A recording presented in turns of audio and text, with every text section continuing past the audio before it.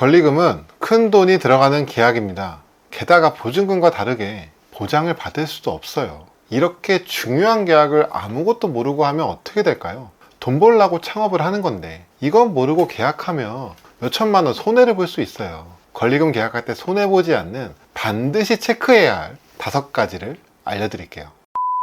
안녕하세요. 카페 처방전입니다. 권리금 계약을 처음 한다면 어려울 수밖에 없는데요. 누가 미리 친절하게 알려주는 것도 아니고 스스로 해보면서 하나하나 경험해볼 수밖에 없습니다. 그런데 실수로 잘못 계약하면 그 대가가 나중에 너무 크게 다가오는데요. 투자 비용에 따라 최대 수억 원 이상의 손해를 볼 수도 있습니다. 이번 영상 기억했다가 나중에 권리금 계약할 때 꼭 활용하셨으면 좋겠습니다. 첫 번째, 권리금 계약을 했다고 임대차 계약까지 완료된 게 아니다. 여러분이 마음에 드는 상가를 찾으면 기존 임차인과 권리계약을 하게 됩니다.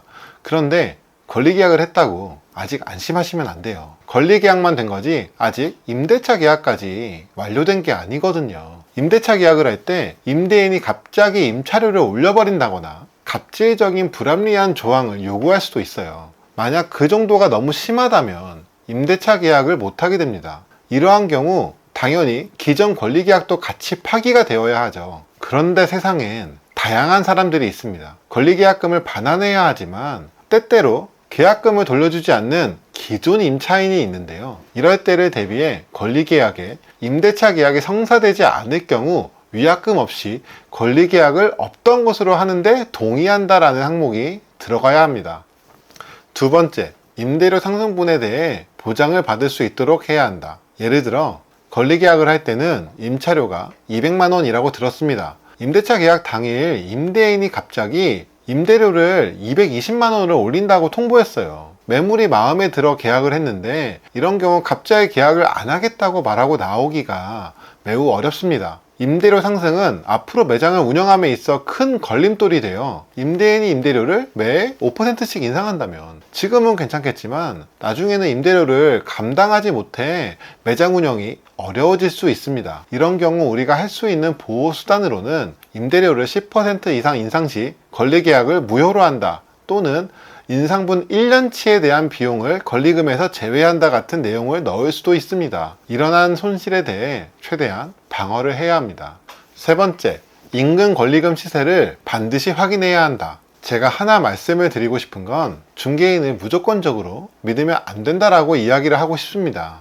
이유는 해당 계약을 진행하는 중개인의 입장 때문인데요. 중개인은 어떻게 돈을 벌까요? 바로 중개 수수료로 돈을 벌게 되어 있습니다. 계약이 이루어지면 부동산 거래금액의 일정 비율을 수수료로 받게 되는 거죠. 이러한 구조 때문에 중개인은 자신에게 유리한 쪽으로 행동하게 됩니다. 거래가 이루어지는 게 중요하지 둘 중에 누가 손해를 봐야 하는지는 중요하지가 않아요. 특히 부동산의 경우 정보 비대칭이 심한 항목입니다. 정보를 중개인 또는 컨설팅을 통해서만 들을 수 있기 때문이죠. 지금 보여주는 상가의 단점을 대부분 이야기 안 해줄 가능성도 매우 높습니다. 거기에 실제 권리금보다 높여서 계약을 하게 만들고 그 차액을 중개인이나 컨설팅이 수수료라는 항목으로 가져갈 수 있습니다. 쉽게 말해 권리금 4천만 원인 상가를 7천만 원에 계약하면 차액인 3천만 원을 중개인이나 컨설팅 업체가 가져가는 것을 말합니다. 이를 인정작업이라 하는데요. 불법이냐 아니냐를 떠나서 권리금 7천만 원 내고 들어왔는데 나중에 알아보니 이게 4천만 원이었다라는 사실을 알게 되면 어떨 것 같으세요? 피 같은 돈이 사라졌다는 사실에 잠을 자다가도 벌떡 일어날 거예요. 이런 걸 예방하기 위해서는 결국 내가 더 많은 정보를 알고 있어야 합니다. 여러 부동산에 가서 인근 상가의 권리금 시세를 알고 있어야 해요. 다른 상가와 입지 조건이 큰 차이가 없는데 특정 상가 권리금이 너무 높다면 권리금을 높여서 불렀을 가능성이 꽤 높습니다. 그렇다고 중개인이 이야기하는 모든 것을 다 부정적으로 들을 필요는 없습니다. 너무 믿지도 않되 적당한 거리를 유지하는 것이 중요합니다. 권리금을 보호하기 위해선 이번 항목이 매우 중요합니다. 재개발 지역에 포함되어 있는지를 반드시 확인해야 합니다. 재개발이 무엇인가요? 해당 지역을 다시 개발한다는 이야기입니다. 그 말은 곧 내 상가의 가치가 모두 사라진다는 말이에요. 이러한 개발 계획은 도시계획 확인원을 열람하여 확인이 가능한데요. 도시계획 확인원에는 해당 상가의 개발 계획 내용이 적혀 있습니다. 만약 해당 상가가 재개발 계획 구역 안에 있다면 당장은 아니지만 추후 아무런 권리금도 받지 못하고 나가야 하는 상황이 오게 됩니다. 이러한 매물은 무권리라면 고려해 볼 수 있겠지만 권리금 계약을 하면 안 됩니다. 다섯 번째, 권리계약에는 매장의 시설 리스트를 작성해야 한다. 권리금 안에는 시설 관리 비용이 포함되어 있는 경우가 있습니다. 이런 경우에는 처음부터 시설 비용에 무엇이 들어가는지 상호간에 정확한 리스트를 작성해야 합니다. 리스트 없이 구두로만 이야기를 하면 나중에 이걸 주기로 했는데 안 준다 하면서 감정이 상할 수 있는데요. 정말 작은 것 하나 때문에 계약 전체 분위기를 망칠 수 있어요. 그래서 계약 시에 어떤 걸 받을 건지 리스트를 작성해야 합니다. 컵이나 파우더 같은 재료들까지 세세하게 적을 필요는 없지만 매장에 있는 기기와 장비들은 반드시 적어야 합니다. 나중에 블렌더, 오븐, 냉장고 같은 것 때문에 싸움이 생길 수도 있어요. 추가로 렌탈 장비가 있을 수 있습니다. 양도인은 렌탈 장비를 승계시키려는 경우가 있는데 무조건 다 승계를 받으면 안 됩니다. 남은 금액과 렌탈 종료 후 소유자가 누구인지 반드시 확인해야 합니다.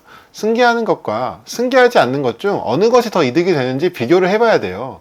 확실한 이득이 아니면 승계받지 않는 것을 권장드려요. 승계받지 않는다면 기존 임차인이 정리할 수 있도록 반드시 명시를 해야 됩니다. 기존 임차인은 양도 이후에 돈을 다 받았으니까 이런 렌탈 장비를 방치할 수 있는데요.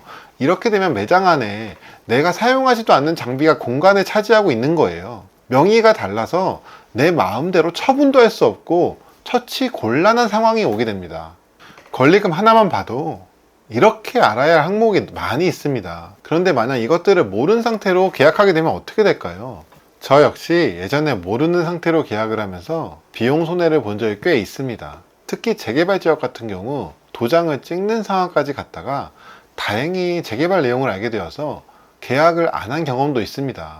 계약을 결정하는 순간은 한순간이지만 그 결정 때문에 향후 몇 년간 여러분의 생활에 엄청난 차이가 발생해요. 권리계약뿐만 아니라 상가계약도 잘 알아보고 해야 됩니다. 임대차 계약 관련 영상도 제작해서 조만간 업로드하도록 할게요. 저는 앞으로도 여러분에게 지속적으로 좋은 정보를 알려드리기 위해 노력할 거예요.